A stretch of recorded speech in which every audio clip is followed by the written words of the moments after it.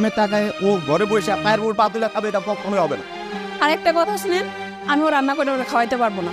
ঠিক আছে, খাবো না, তোমার ভাত আমি খাবো না, ঠিক আছে?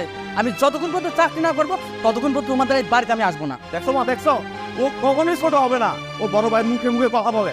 এটা কোনো কথা? হ্যাঁ, ভাইয়ের মুখে মুখে করে তর্ক করতেছে, আমি না করতেছি না? বাড়িতে এমন বাড়িতে এমন থাকবি তুই কি?